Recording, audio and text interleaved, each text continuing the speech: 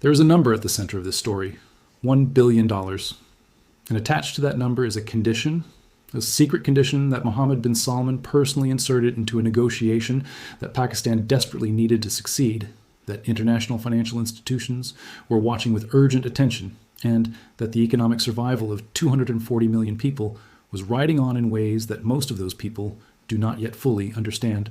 A condition so audacious, so strategically loaded, and so revealing of exactly how MBS operates when he holds maximum leverage over a partner that needs him more than he needs them, that when the full details of it began circulating in the closed circles of Gulf diplomatic intelligence, the reaction was not surprise. It was a kind of stunned admiration mixed with profound unease. Because what Saudi Arabia just did to Pakistan, blocking a $1.5 billion deal that Islamabad had structured, negotiated, and was counting on as a critical pillar of its economic stabilization, is not simply a financial story. It is not simply a story about money moving or not moving between two countries with a long and complicated relationship. It is a story about power, about how power operates in the real world between states that are formally allies but functionally unequal, about what it looks like when the most strategically calculating leader in the Gulf decides that a partner's moment of maximum desperation is precisely the right moment to extract a concession that no amount of normal diplomatic engagement could have produced. And it is a story whose consequences, for Pakistan's economy, for its political stability, for its military establishment's calculations about the nature of its relationships, and for the broader architecture of Gulf-South Asia strategic alignment that has been quietly restructuring itself over the past several years, are only beginning to become visible in their full dimension. Stay with this, because the surface of this story, the numbers, the blocked deal, the secret condition, is only the beginning. What lies beneath it is one of the most revealing windows into how the new global order actually functions that we have seen in recent years. And understanding it completely requires going deeper than any headline has yet taken you. Let's establish the foundation. Let's understand exactly what the $1.5 billion deal was, why Pakistan needed it so desperately, and what the specific mechanism of Saudi Arabia's blockage looked like. Because the mechanics of how this was done are as revealing as the fact that it was done at all. Pakistan's economic situation in the period leading up to this episode was, by any objective measure, dire. The word dire is not an exaggeration deployed for dramatic effect. It is the assessment of the International Monetary Fund, of independent economic analysts, of Pakistan's own finance ministry and its internal communications, and of every serious observer of the Pakistani economy who has been tracking the accumulation of structural vulnerabilities that has been building for years. The specific deal that Pakistan had constructed, the $1.5 billion arrangement that Saudi Arabia just blocked, was not a simple bilateral loan or aid package. It was a more complex financial instrument involving a combination of commercial financing, bilateral support mechanisms, and structures designed to interface with Pakistan's ongoing IMF program in ways that would strengthen Islamabad's compliance profile and support the rollover of existing debt obligations that were coming due in a timeline that left almost no room for error. Pakistan's debt situation has the specific character of a system under compounding pressure. External debt service obligations, the payments Pakistan must make to foreign creditors, absorb a percentage of government revenue and foreign exchange reserves that leaves almost nothing for discretionary spending. Meeting these obligations requires a continuous flow of external financing. New money coming into service, old money going out, that must be managed with extraordinary precision to prevent the kind of missed payment that would trigger a default cascade with consequences that go far beyond the financial sector into the basic functioning of the state. The $1.5 billion deal was a critical piece of that continuous flow. It had been structured over months of careful negotiation. It had buy-in from the technical level officials of multiple institutions. It was, in the assessment of Pakistan's economic team, essentially done, pending the final sign-off that would allow the funds to move and the stabilization it represented to take effect. And then Saudi Arabia blocked it. Not loudly, not with a public announcement or a press release or a diplomatic note that could be tracked through official channels. The blockage came through the specific mechanism that MBS has perfected across multiple episodes of Gulf financial diplomacy. The withdrawal of the Saudi support that was a necessary condition for the deal's completion, communicated through back channels without public explanation, accompanied by a private message about what would be required to restore that support. That private message was the billion-dollar secret condition. What is that condition? The full details remain within the circle of those directly involved in the negotiation, and that circle is deliberately small because the condition is of a nature that neither side has an interest in making public at this stage. What can be assessed from the available sourcing, regional diplomatic intelligence, financial sector sources familiar with the structure of the deal and the pattern of Pakistani governmental behavior in the weeks following the blockage, is that the condition operates in several dimensions simultaneously, each of which illuminates a different aspect of MBS's strategic calculation. The first dimension is financial. The billion-dollar figure is not arbitrary. It represents a specific Saudi demand for the restructuring of Pakistan's existing financial obligations to the kingdom in a way that gives Saudi Arabia a form of priority claim, a structural position in Pakistan's debt architecture that provides Riyadh with leverage over future Pakistani financial decisions in ways that go beyond the current crisis. Saudi Arabia is not simply demanding repayment. It is demanding a restructuring that institutionalizes Saudi financial leverage as a permanent feature of Pakistan's economic landscape. The implications of this are significant. A Pakistan whose debt architecture gives Saudi Arabia structural priority is a Pakistan that cannot make major financial decisions, cannot approach other creditors, cannot structure new deals, cannot manage its reserves without factoring Saudi preferences into every calculation. It is financial dependency formalized and made structural rather than merely situational. It is MBS converting a temporary moment of Pakistani vulnerability into a permanent Saudi instrument of influence over Pakistani economic policy. The second dimension is strategic. The financial condition does not exist in isolation.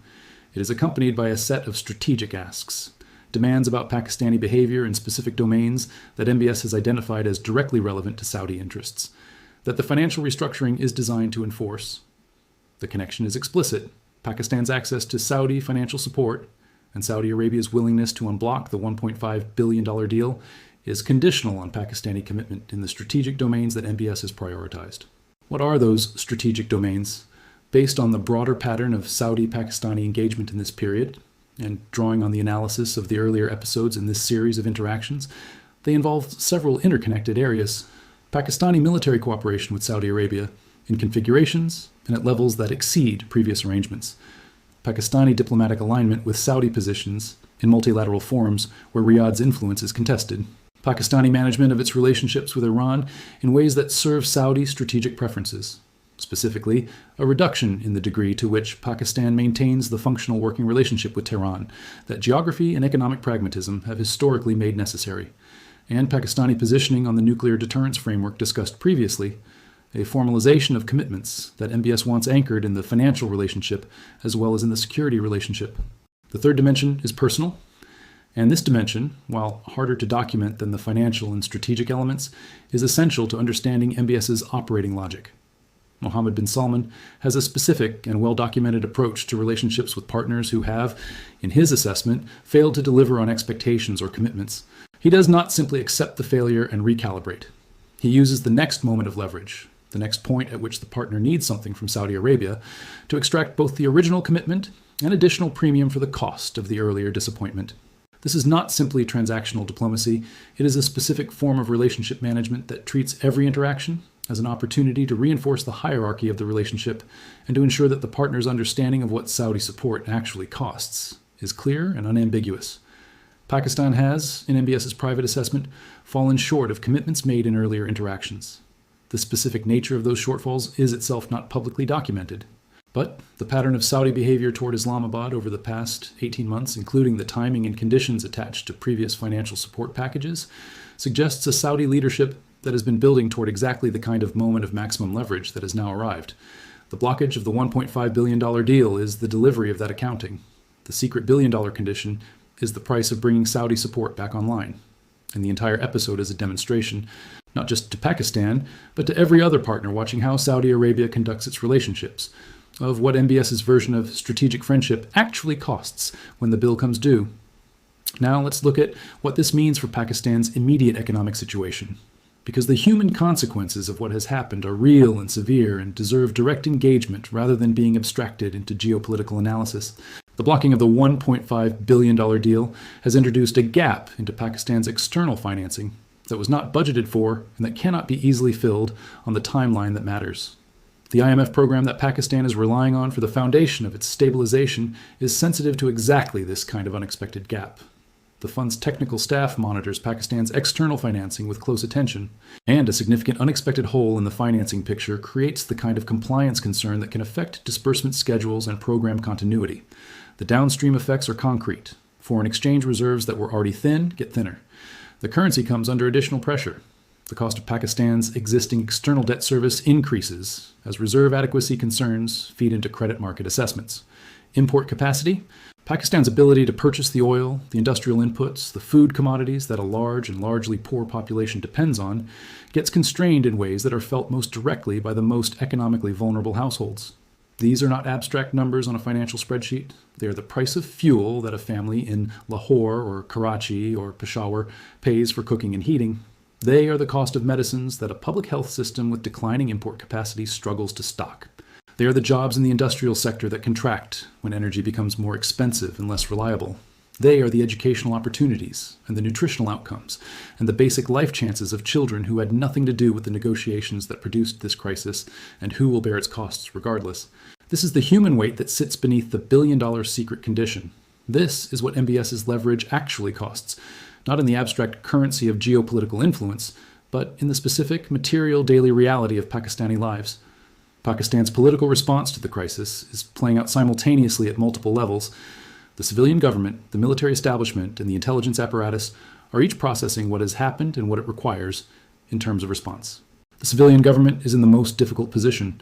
It needs to manage the immediate economic consequences while navigating the political sensitivity of a situation in which Pakistan's financial survival is visibly dependent on the decisions of a foreign leader who has just demonstrated very publicly in the world of closed diplomatic intelligence that he is willing to use that dependency as a coercive instrument. The optics of capitulating to MBS's conditions, of accepting the restructuring, and the strategic demands in exchange for having the deal unblocked are politically toxic in a domestic environment where sovereignty and national dignity are potent political currencies.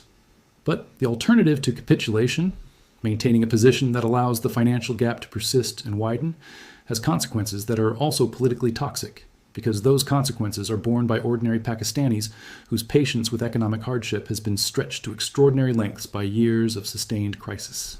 This is the trap that MBS has constructed with characteristic precision. He has placed Pakistan's civilian leadership in a position where every available option is politically costly, and where the least costly option in pure economic terms, accepting his conditions, is also the option that most visibly demonstrates Pakistan's strategic subordination to Saudi preferences. It is leverage applied with a sophistication that goes beyond simple financial pressure into the architecture of political choice itself. The military establishment's response is being managed with the opacity that characterizes the Pakistani army's engagement with strategic decisions of this sensitivity. The army chief and the relevant directorate heads are conducting their own assessment of the situation, an assessment that runs on tracks parallel to but not identical to the civilian government's analysis. The military's institutional interests, its own reading of the Saudi relationship, its calculation of what Pakistan's strategic posture should be in the context of the broader regional dynamics, and its assessment of the specific strategic demands embedded in MBS's condition, are all feeding into a position that will ultimately be more determinative of Pakistan's response than anything the civilian government decides. There is a specific tension within the Pakistani military establishment around the Saudi demands that relates to the institution's other strategic relationships, primarily with China. The Pakistani army has invested enormously in the relationship with Beijing. CPEC is not simply an economic project from the army's perspective.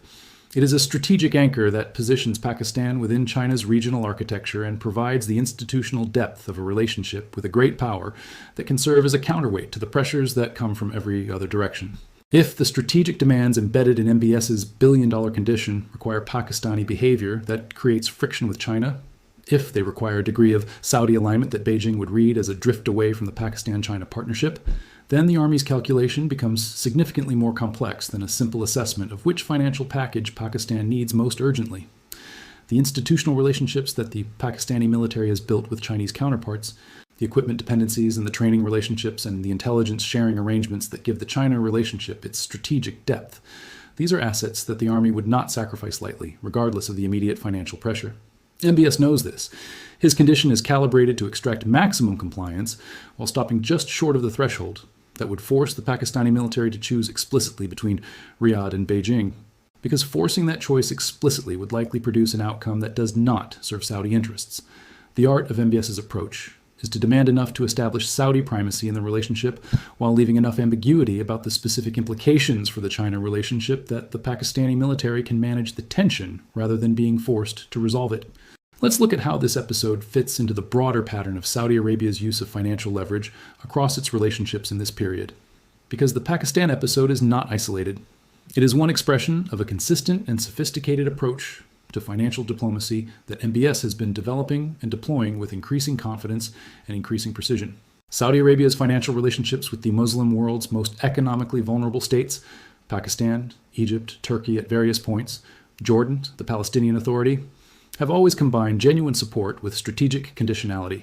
This is not new, but the degree of conditionality, the precision with which it is applied, and the willingness to use the blocking of deals as a coercive instrument rather than simply attaching conditions to new support, these elements reflect a specifically MBS-era evolution of Saudi financial diplomacy that is qualitatively different from what came before. Earlier, Saudi financial diplomacy was more generous, less explicitly conditional, and more comfortable with the ambiguity of informal understandings rather than structured demands. It reflected a kingdom that was wealthy enough to extend support as a form of soft power, building goodwill across the Muslim world through generosity that created diffuse influence rather than specific leverage. The MBS approach is different. It reflects a kingdom that is managing its own resource constraints.